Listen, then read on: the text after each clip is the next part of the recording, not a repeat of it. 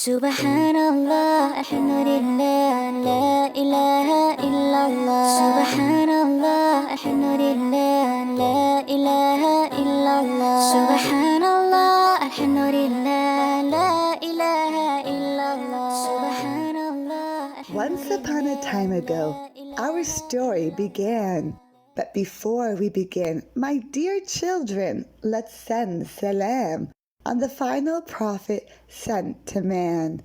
Sallallahu alayhi wa sallam. 11 years had passed since Prophet Muhammad had begun to call people to Islam. 11 years, and the kuffar were abusing and trying to hurt the Prophet and were hurting the Muslims. But the Muslims had remained strong and firm. They had remained patient. Do you know why, boys and girls, the Muslims had remained so patient? Because they were absolutely certain they were the ones on the right path.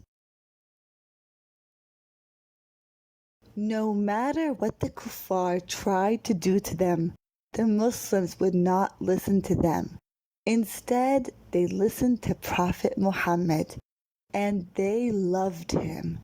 They knew he spoke the truth. Peace and blessings be upon him.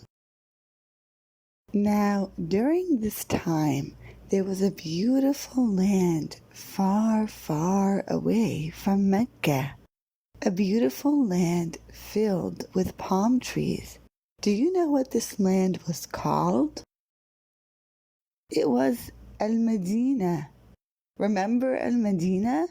That was the place Prophet Muhammad had gone to long ago when he was a child with his mother.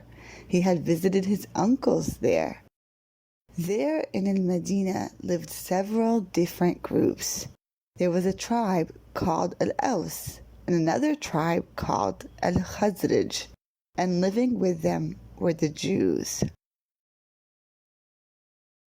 The Jews used to boast to the Aus and Al-Khazraj about the fact that Allah had sent the previous prophets from them. They would say that Allah had promised to send a final prophet in their book, and they were waiting for him.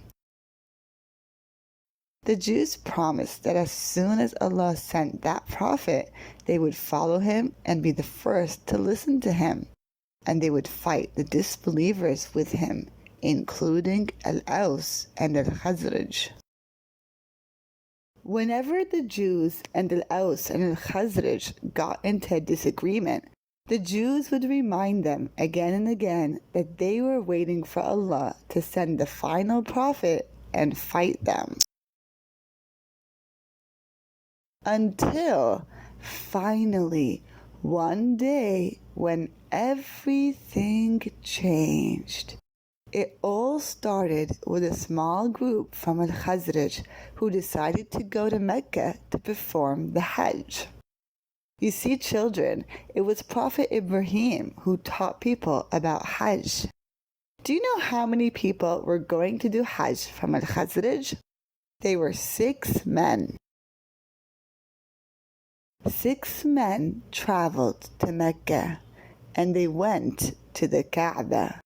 Prophet Muhammad, peace and blessings be upon him, saw them there.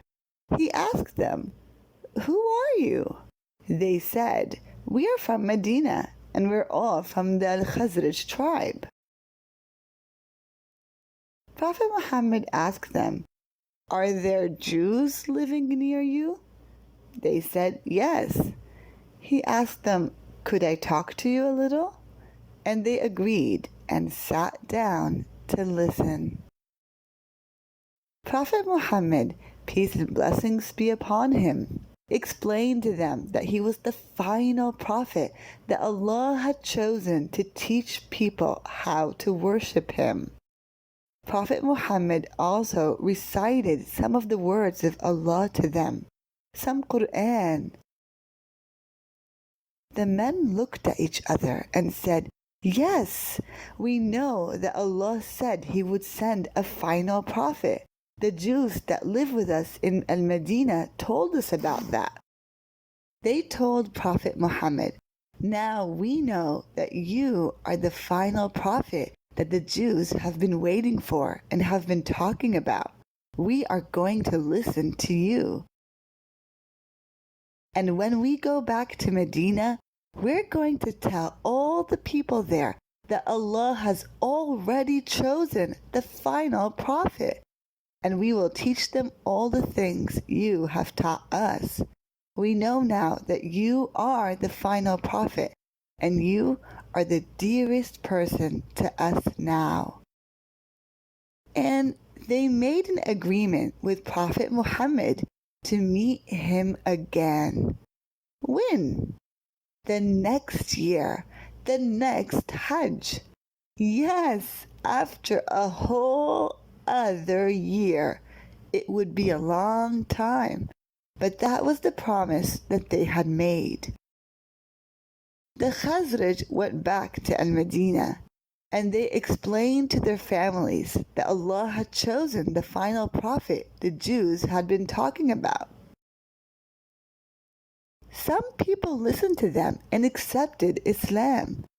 So now, how many Muslims were there? There were now 12 Muslims. The 6 who had accepted Islam had now become 12.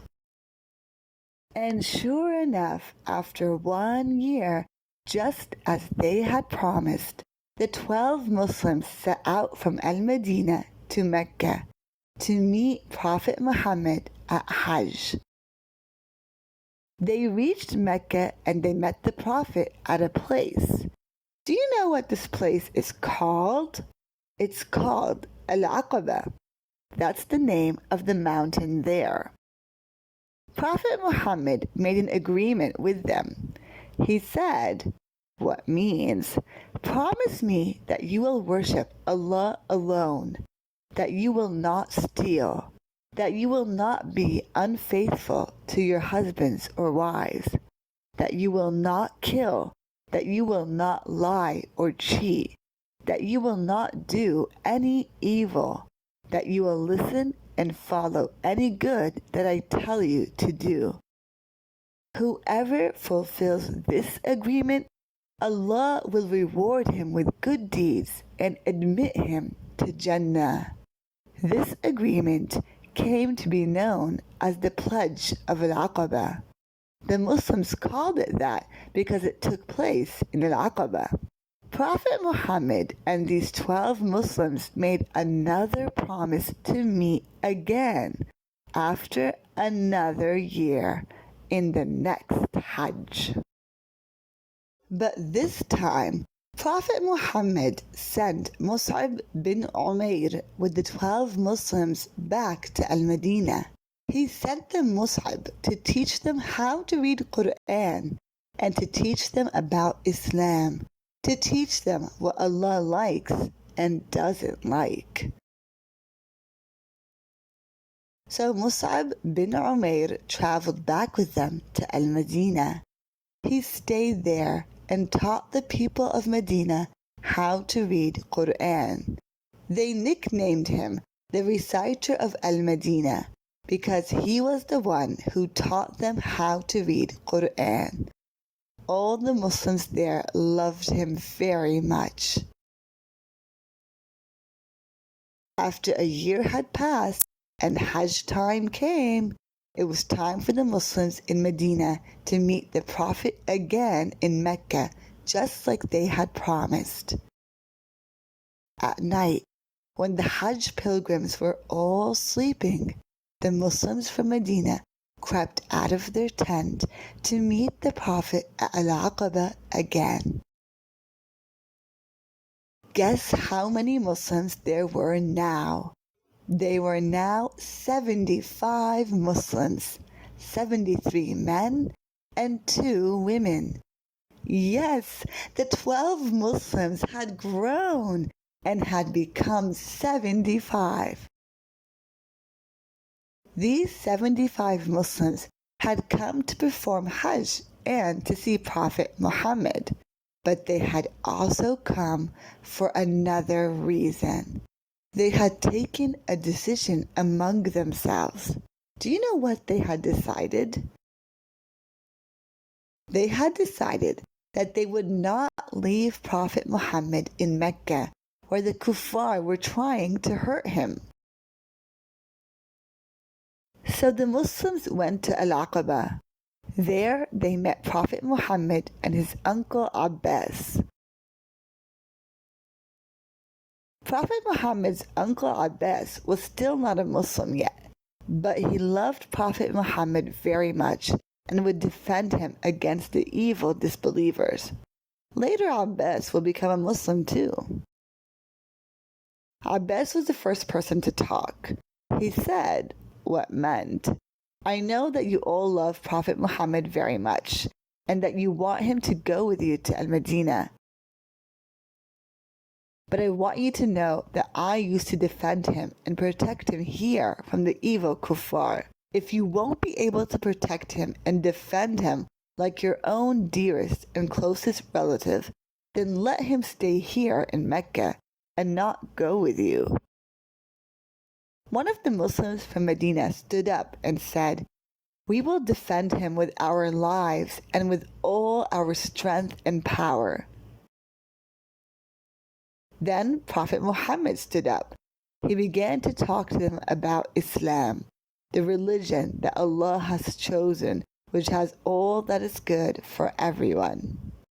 Next, he made an agreement with them that they would worship Allah, only Allah, that they would follow the commandments of Allah and obey Him, that they would give the money in charity and take care of the poor, that they would teach people what is good and right so that the people could do those things, and they would teach people what is wrong and haram so that people would avoid doing those things, that they would do whatever pleases Allah quickly and not fear what others say or fear anyone else, that they would defend the religion of Allah, defend Prophet Muhammad sallallahu alaihi wasallam, the Prophet that Allah had chosen. One of the Muslims stood up and said, "We swear, Wallahi, we will defend you with all that we have, and we will fulfill our agreement." But then another Muslim stood up and said, "O Muslims of Medina, know that if you make this agreement and you take Prophet Muhammad back with you to Medina and you defend him, the evil people will gather against you and fight you. If you will not be able to endure that and you will get scared, then do not make this agreement. But if you will be brave and have the strength and the patience to endure, then take him with you, and in this way you will have won both this life and the next life, the Akhirah." The Muslims responded, "We will all defend Prophet Muhammad with all that we have, and we will not fear anyone." Then they asked Prophet Muhammad, "What will our reward be?" The Prophet told them, "Jannah." So they stretched their hands to Prophet Muhammad and said, "Stretch your hand," as in to shake. And one by one, they all came to shake Prophet Muhammad's hand, and they all stood up to greet the Prophet, promising to fulfill every word of their agreement. This agreement came to be known as the second pledge of Al-Aqabah. Now, what do you think is going to happen? How will Prophet Muhammad leave Mecca and go to Medina? Will the kuffar let him? We'll find out in the next episode. Peace and blessings be upon him.